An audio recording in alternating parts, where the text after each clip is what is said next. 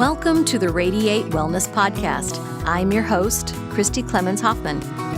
Each week we will discuss tools, tips, and ways to radiate your best life ever, interviewing practitioners, authors, and luminaries to help you on your path.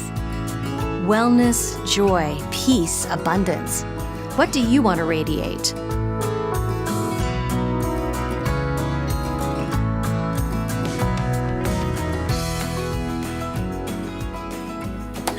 Hi there. Today we are radiating courage with Frankz Jacobsen. And honestly, I have to say I battled a little bit with the title because Franz's story is so interesting and so riveting and so inspiring that maybe we're radiating inspiration, maybe we're radiating determination, believability, or believing in yourself. But I think it all sums it up with we're radiating courage. And so, Frankz, welcome. I'm so happy to have you out here. Thank you so much. You know, with a name like Frankz Jacobsen, you come from a kind of surprising place. Sure, Where's absolutely. that? So I was born in Callao, Peru. Uh-huh. And so a lot of my ancestors, after World War II, obviously migrated down to South America and then integrated with the locals. And so there's about 12 of Franz's in Peru. Oh my God. So from uncles and those kind of things, grandfather. But Peru. Wow. Yes, Peru. And you were there kind of during a difficult time. Yeah, absolutely. Yeah, tell us about that. So during the 1980s, late 70s, early 80s, there was a terrorist group by the name of the Shining Path. Yeah. And the Shining Path was trying to overthrow the state and form their own new democracy. Yeah. And they were doing this by terrorizing the city. So very calming. They started infiltrating really the big city, which is Lima, the capital.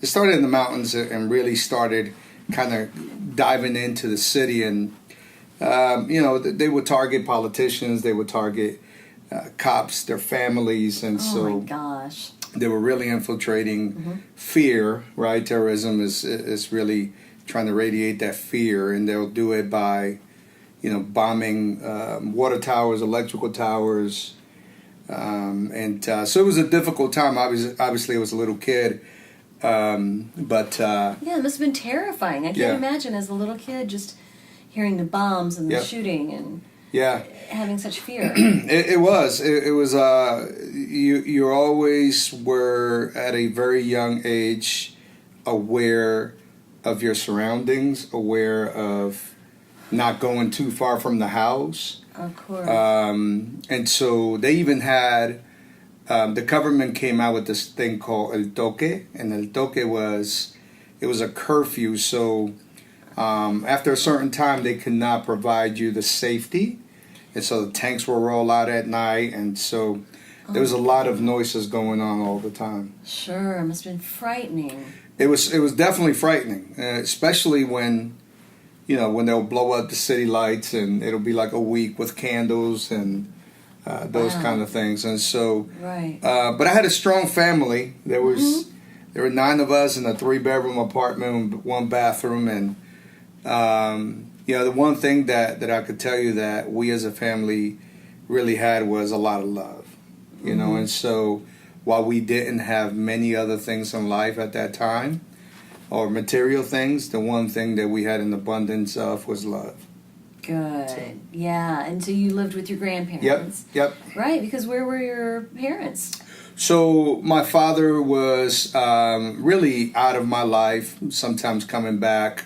He was going through his own journey, his own struggles in life. My mother, when I was very young, about 3-4 years old, had the opportunity to come to the U.S. Fantastic. And so I was with my grandparents and my uncles. They ended up being like my brothers. Some of them not too much older than I was. Yeah, so, close family. Very close. It must have been hard growing up without your mom around, without your dad around. Yeah, but your grandparents kind of stood in for that, huh? Yeah, my grandmother was just really the connection between me and my mom, who was in this other country now. And she will always provide me with this vision of what the United States meant to us. Because while we were living in such chaos, she knew that the bridge to opportunity was this country, and my mom was helping establish that. Nice. So there was always the intention that you were going to come to the United States then? Correct. Right, just when your mom was ready to send for you. Correct. Right, and she had to go through a process, obviously, to give me the ability to come to. So there's always a process that you have to go through. And since I was so young, she wanted to make sure that she went through that. And then eventually the rest of your family got out as well. Yeah, so it took a few years, but my mom has been responsible for over 40 family and friends that have migrated from the U.S. from Peru to the U.S. And it's pretty neat because I know most of them, and I also understand the struggle that it is to migrate to a whole different country. Right, because I remember you telling me that you came here with no English at all. None. Right? No idea of the culture, no idea what snow was. No. And where did you go in the United States? So when I came to the U.S., I landed in New Jersey. So you kind of got that Jersey thing in your accent a little bit. The Jersey Peru accent. That's right. Learning to speak English in New Jersey from South America. Wow. As an immigrant, when you first come here, I remember just on the drive from the airport to the house, like the highways are way big, right? Yeah. City lights and the cars and the noise, and then you look up and snow is coming down, and you're like, "Oh my God, this place? Yeah. Oh my God!" So it's culture shock. It is, and it goes on. I don't know. I think it really does go on for a period of time, but you quickly realize. You turn on as a little kid. I was 10, 11 at that time. Turn the TV on. Your favorite cartoon show is on, right? And then you turn it up because you're like, oh my God, I can connect here, right?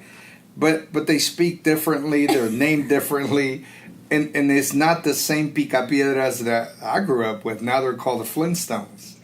I'm like, what is that? Right. So you just leave it alone. But just some examples of that. Well, that's a really good way to put it in kids' terms. To kid, that's your world sometimes is everything that you know. And so was it hard to get to know your mom because after being apart so long? Yeah, it was difficult because now it was some time between the time my mom left till she came back and got me. And so now I miss my grandma. Of Terrible, course. right? Oh, of course. So I miss the comfort that she had provided me. Sure. And now I'm in this unrelated, unattached kind of country where just me and my mom, right? And we're starting to try to get to the excitement of me wanting to be with her.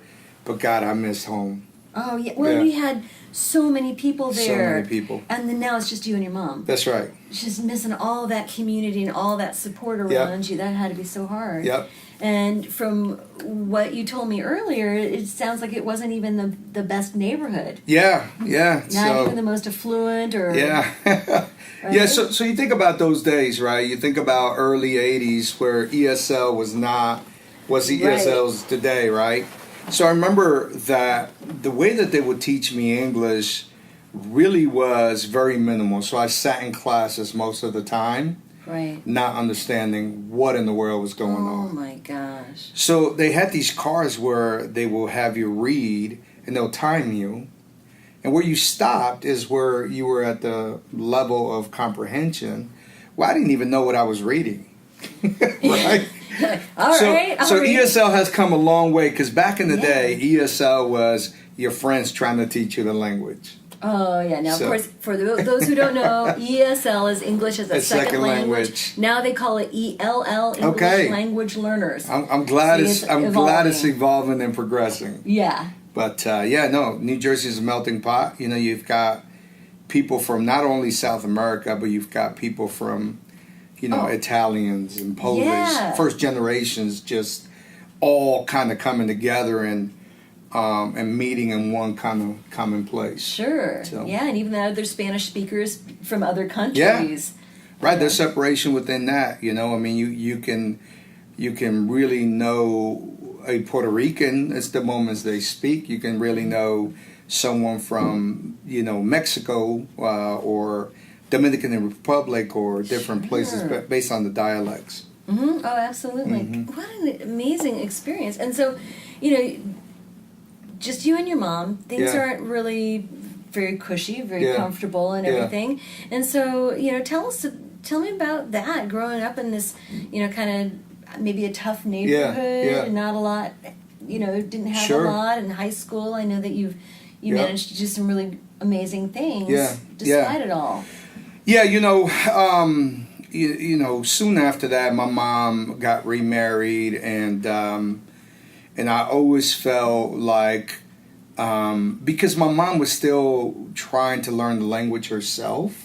Okay. Right, as an adult. Mm-hmm. And then, you know, for many young Latinos, Latinas, or any other immigrant that comes here, we start becoming kind of like the translators for our parents whenever they're trying to do something, right? Like, you know, call the phone company or call this person and tell them this, and you're trying to navigate through that. And so you learn just basically under pressure to help the family out, right? Right. There's no coming home and saying, "Hey, Mom, what does this math homework mean?" Right? Sure. Or like, tell me what they're, you know, it's like you have to learn by yourself. You have to try to, and if you don't have that support system, imagine how many kids just fall by the wayside because it's not that they're not smart, it's just that they don't understand, right? Absolutely. So, they might not have the confidence or the determination. Yeah, and so you know, Paterson, New Jersey, during that time, you know, early '80s, the crack epidemic had really hit the city, the inner city, pretty bad. You can see crack bottles, you know, as you're walking through the streets and in the city's parks. You can feel it, you can see it, I mean, it's around you. Right. All the time. There's no mistaking. So even walking from your home to a store or a nearby store, you always have to be careful because there's always that, you know, when people are on drugs, they do just unrealistic they're just trying to find their next high, right? And so it could be whoever, you could even know them and they'll, you know, they'll try to steal from you and those kind of things. And so very young age, we had to, you know, as I integrated into the city, as I began to have friends around me, we started kind of helping each other, like, hey, I'm going to the store at this time. Anybody want to come? And then we'll kind of go together. That's a really good idea. Yeah. So you made friends. Yeah. You integrated into the community in the neighborhood. Yeah. Sure. So sports really was a connector for me. Mm-hmm. So kids would play out in front of the street. You know, football. And I would sit in front of the house all the time watching them play, and they invited me to join them. And there's something really amazing that happens when kids don't even know the same language or maybe different colors or, you know, or we come from different backgrounds, that there's something amazing that when they share something and they want to have fun and it has no other agenda to it, that you somehow connect and are able to understand each other. Because they didn't understand me, I didn't understand them. Yeah. But fun was really what connected us, is somehow, I just picked it up from them. Can we bottle that and give it to the adults right now? I know. You know, the adults right now are not understanding other cultures and people who are different. So the kids have it figured out, don't they? It's amazing. I mean, I was just talking to someone else about that, about their kids not understanding English, and they were kind of young, and somehow they were just laughing and having fun, and you know, it doesn't matter to them. It doesn't matter to them. No, that's amazing. It really doesn't. Okay, so you got into sports in your school career there. Yeah, tell me about that. So So football. So those kids introduced me to football. They encouraged me to go and try out for the football team, and I did. I went and tried out, and it's funny because I'm still not really knowing the language and those kind of things, and so I got cut. So I was leaving the football field, and a coach ran behind me when I was leaving the field, and he started motioning like if I knew how to kick. So coming from Peru, playing soccer, I was like, I could kick, right? I'm like, I could kick. So he mentioned that they'll find a equipment for me. That man ended up being Coach A. Brown, who became a mentor, role model for me. His kids, Rashi, Joaquim, and those really the two older ones. That he had 3 other kids that were younger at that time. But he picked me up from my house and take me to practice, and I'll come back. And that's really the first time I had some pretty cool connection with a whole different culture that I would not see if I was not around all the time with them. Nice. So it was Coach Brown, just an amazing man, Right. Taught me the game of football. I ended up being, an all-city player. Fantastic. He put me at a position where I didn't need to say much. I just had to watch the ball and go. And so that was pretty neat because it really, football became a very big part of my life, going into high school. We did something that was unthinkable at that time where we had about 38 football players in a big inner city league. We usually had 60, 70 players. We went undefeated and won the state championship. And, as I look back, it was really cool. As I look back now, the city and all of us needed that at that time because of all the chaos that was happening outside of us. Yeah, you told me that they even renamed the school? That's correct. So they renamed the school to Championship High. Nice. For the remainder of the year. And they literally put a banner awesome. over John F. Kennedy High School. Yeah. We won the state championship, the basketball. So we had several different sports that had won the state championship. Oh, my God. And from this school that was in the middle of all the chaos. And it was really neat because Championship High, it's amazing. That, and that's so inspiring for all the kids there. Absolutely. But they had a fierce sense of identity, Yeah. fierce sense of, the championship. We are the champions, right? Yeah. And it doesn't matter what's happening outside of it. Yeah. If we can focus and work together and persevere and overcome and help each other out, isn't it amazing the things that we can accomplish? Isn't that amazing? Yeah. I just have to ask, what became of Coach Brown? Okay, Coach Brown passed away, I want to say 7, 8 years ago. He continued to coach in the inner city. He was a baseball coach, football coach, might have been basketball coach as well. I stayed in touch with him. Sure. As a matter of fact, I stay in touch with all of his kids through Facebook. But when I've gotten back, I've been able to, see Joaquim and Rashi. But yeah, Coach Brown, got ill, and but he always had a very he was always very caring and loving, but yet tough. Mm-hmm. He was an ex-military guy.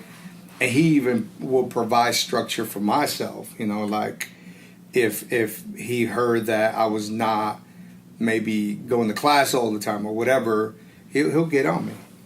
That's awesome. Sometimes we need somebody to get behind us and Absolutely. kick our butts. Absolutely. Right? Somebody who gives enough of, who cares enough. Yes. To make sure you're doing what you need to be doing. Unconditionally care, right? Like they just care about you. Yeah. And yourself being, to see you do the right thing. Absolutely. How do you think your life would be different without that? Without those things, gosh, I'm a product. And I always tell people this: I'm a product of all of those people that helped through this process for me. That is why I truly believe it's important for adults like myself to always find ways to give back, because kids are listening. Yeah, and you do give back a lot. Absolutely. So Absolutely. What are you involved in now? So, I'm involved in putting together, I've been really working towards putting together a documentary about Championship High. And the goal is that the proceeds someday will go back to those students where I was at, to help and provide them a structure for them to do more in life. I also last year was able to give a scholarship to one of the student athletes who graduated from Kennedy High School, and I stay in touch because they're in he's here in down South Fort Scott Community College, and I go see him. I try to see him at least once a month. But it's always cool to do that, right? I mean, sure. I remember when he first landed here with his brother in Kansas, coming from Paterson, New Jersey to Kansas. Talk about culture shock. And they even speak the same language. Yeah, right. And I told him, I said, hey, it's going to be different. Oh, yeah. And it's meant to be different. But don't ever lose passion. Don't ever lose the hope and the vision of where you're going to be. Yeah. So. Absolutely. So you're kind of stepping into Coach Brown's cleats. That's our job, right? Whoever has helped us through life. I always tell people, sometimes I'll say, hey, thank you. I said, hey, your job is to keep this going. Your job is to pass it forward. Keep it going. Pass it forward. Yeah, absolutely. Okay, well, between then and now, you also had a career in the military. Yeah. So, I always tell people the military was the best thing for me at that time. Right? Sure. So you think about the chaotic world of Paterson, New Jersey. Think about, I was a good athlete, but just didn't have the grades. I'm not 6'4", those things. So scholarships didn't come. So I joined the military, and the only job that they told me I can get in the military at that time, because I had a green card, was combat arms. So whether it's, something to deal with combat arms. So I joined the military as an artillery gunner, and it was military's taught me many things, but it was one of the best things.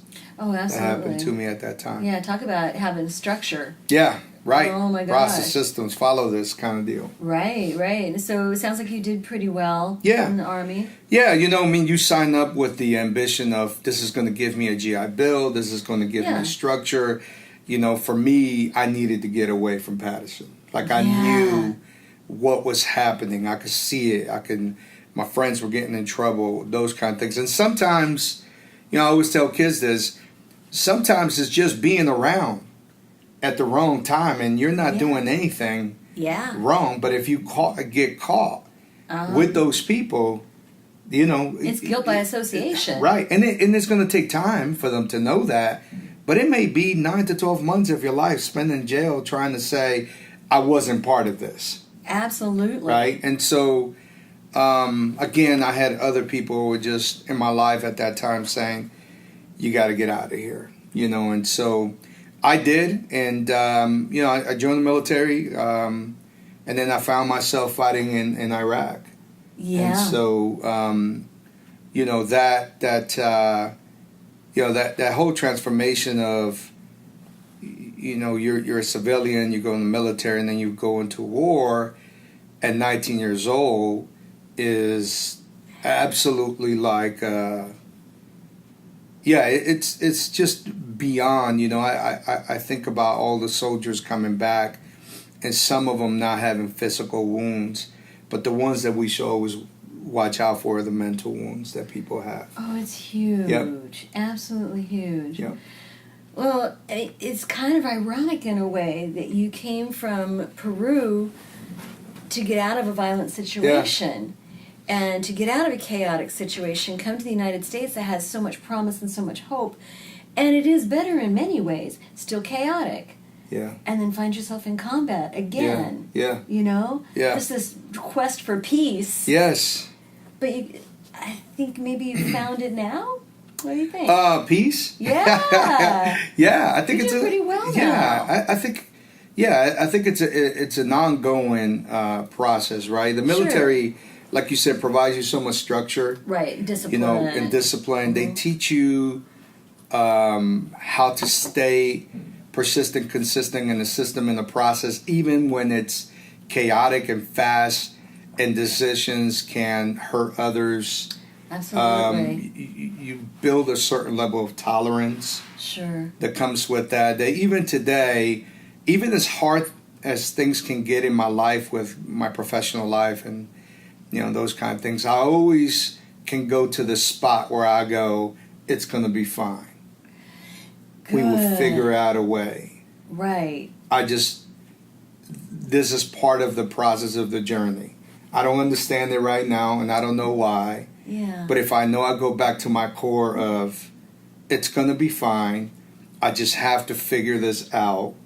And figuring out maybe I'll learn along the way. Yeah. And that's what and encourage, right?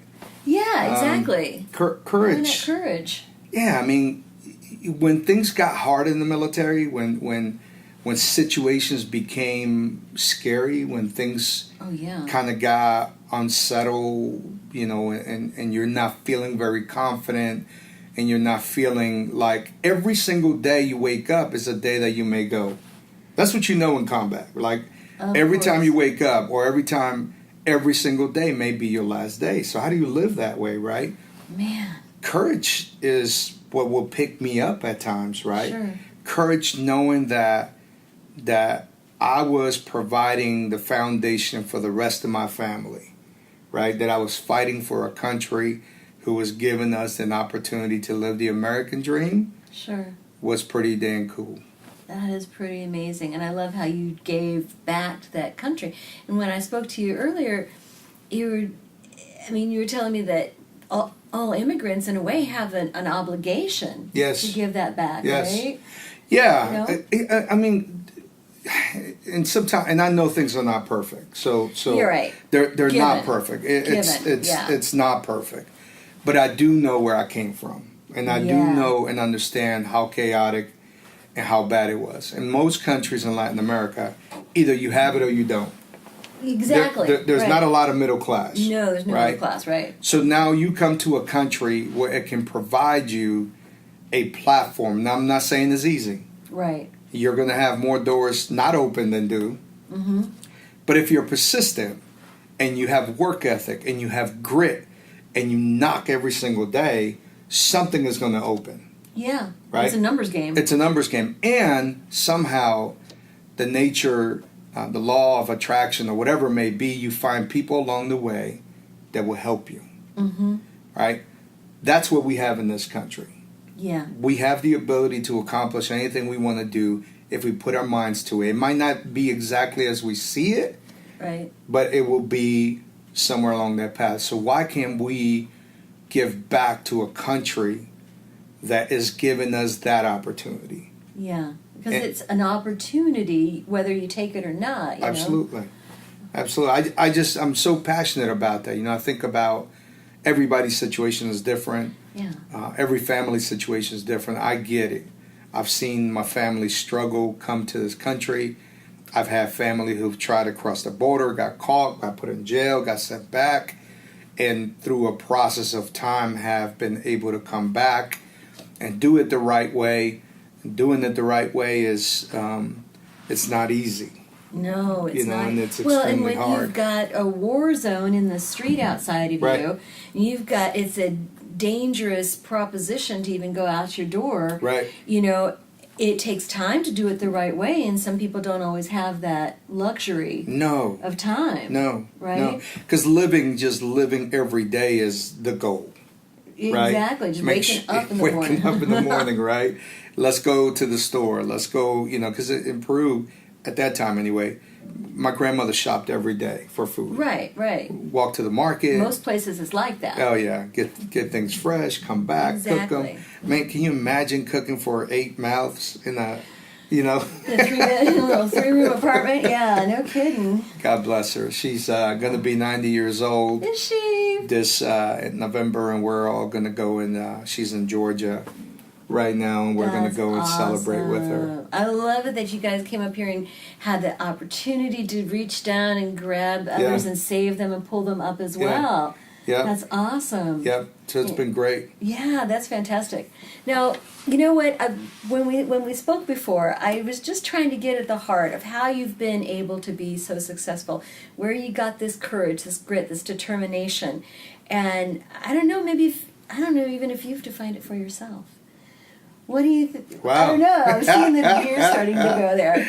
It's like, how does someone get that? You know, we talked about bottling something in essence earlier. It's like, how do you bottle up this courage, this determination, this idea that you're going to succeed no matter what? It's like, not everybody has that naturally. Is it possible to get? What would you tell somebody? You know, I think I've always been the underdog. You know, I've always been the person that, you know, he's coming out of a bad situation to go to New Jersey from a bad situation, too small to play, not smart enough to make it, right? No one really to come back home and say, can you help me with this math work, or can you help me? Yeah. And so I've learned just, you know, I get told all the time, even today, you know, that, you know, maybe people don't think that I will accomplish something. And I always giggle about that, you know, because I don't think people realize how much grit I have. Right? Like if I really want to get something, I'm going to work towards it, obviously, right? But I you know, I don't know, I just always been the underdog.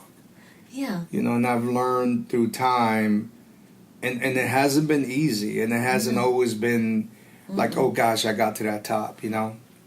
I think that the older that I get, you know, like sometimes when I talk to my kids, and my daughter, who is, you know, 19 years old, I always tell her, I'm going to give you a 47-year-old perspective.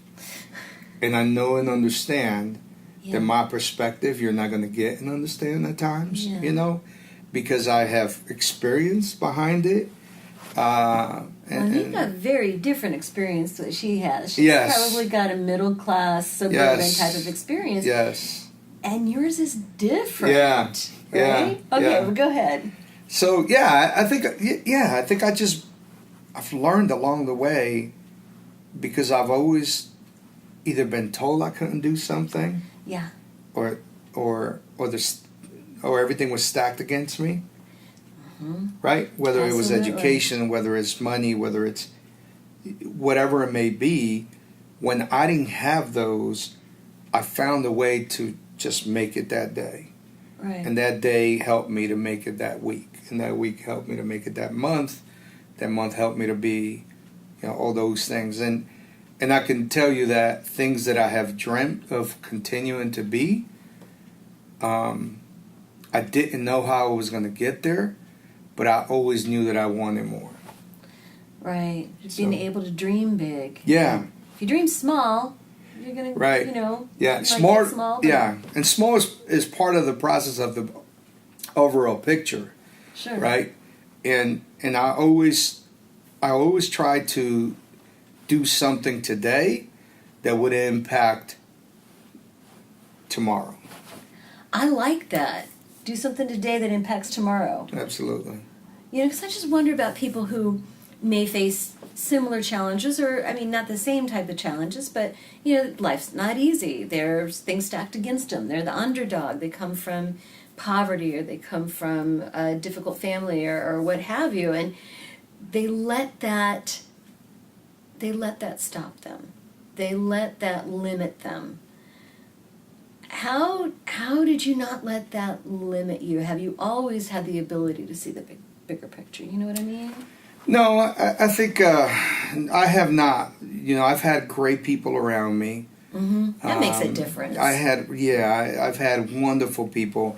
In high school, I had one of my coaches, football coach, Coach Pursley, who is a great friend, father mentor.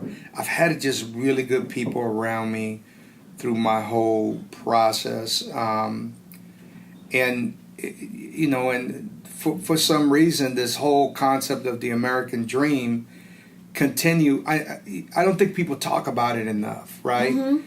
That, guys, you're in a country where you can achieve anything you want to do, only if you put your mind to it and you're able to work and grit at it. I mean, that's just it. I mean, it doesn't give it to you. It doesn't give it to you, right? There's the opportunity. The opportunity, right? Right. Right. What's that whole thing? The opportunity.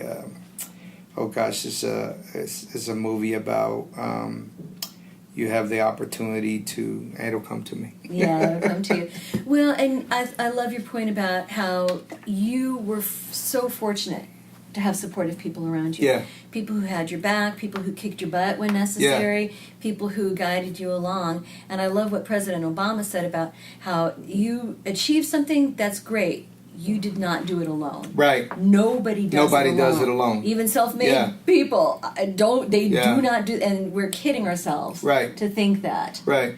You're right. Yeah. And you hit something there that I think it's one of the most critical things. Success is not something you create by yourself.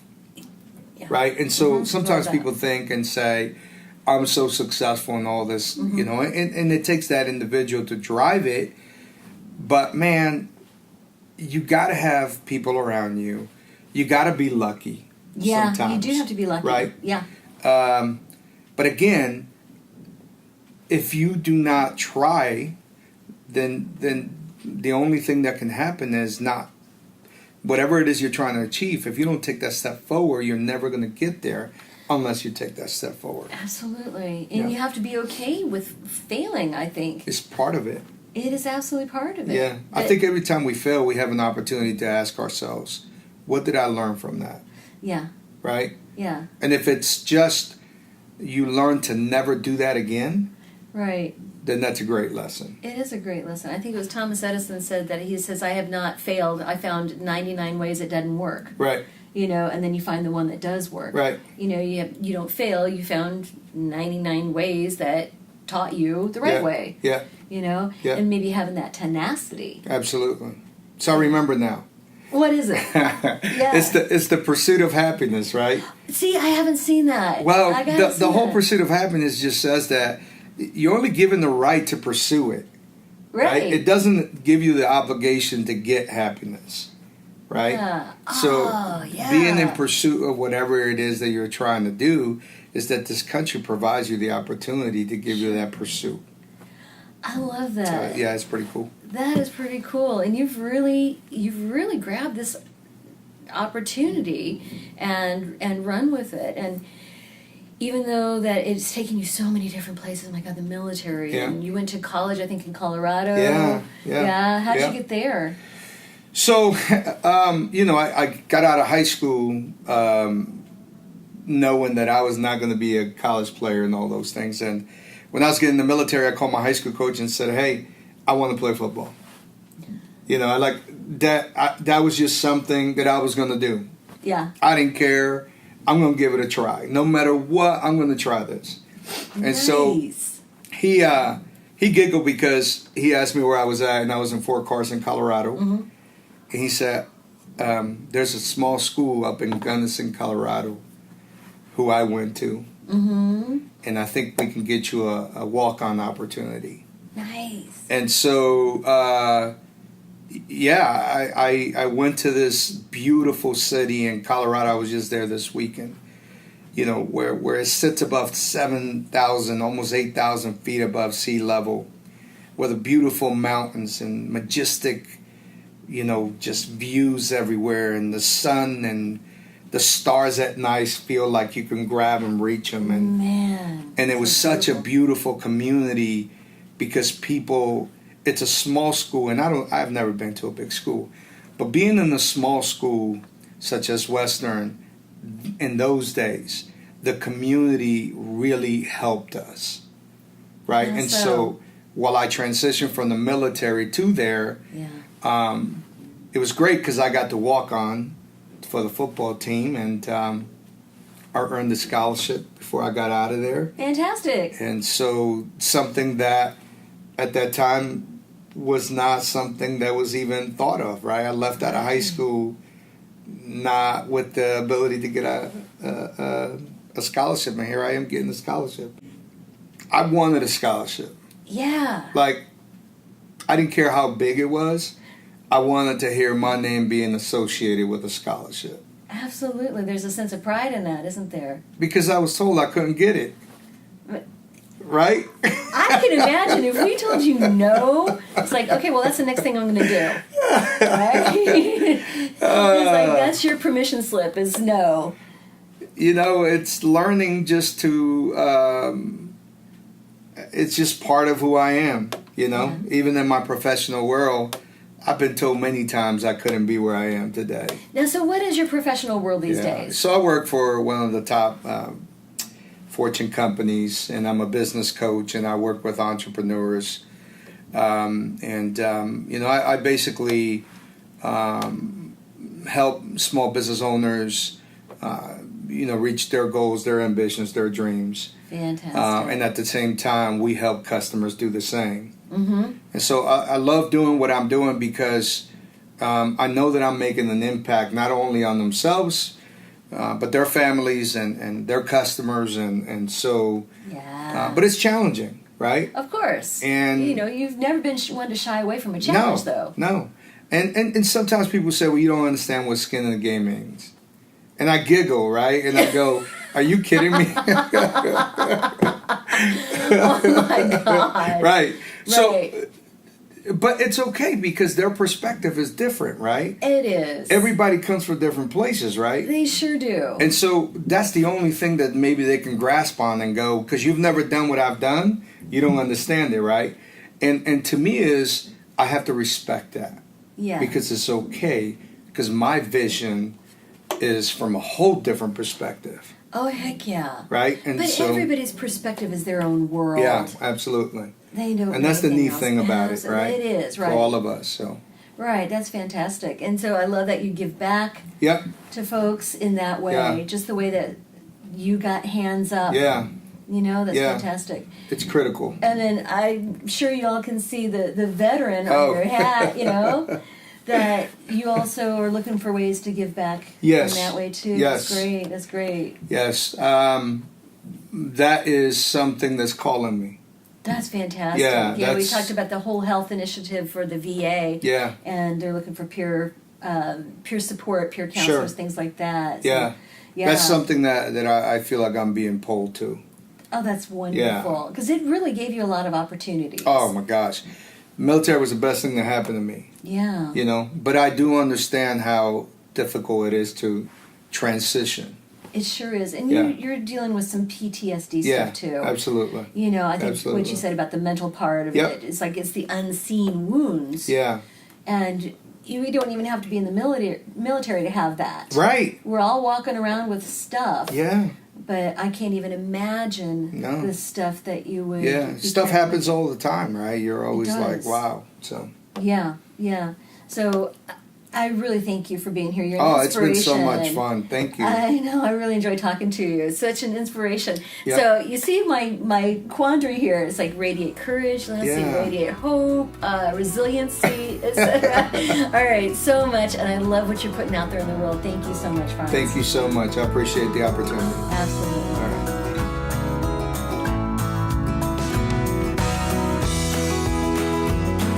Radiate Wellness is a community of holistic and alternative healers and consultants based in the Kansas City area, dedicated to helping you create spiritual, energetic, and physical well-being. To learn more about our practitioners, services, classes, and events, or to schedule an appointment, visit us at radiatewellnesscommunity.com.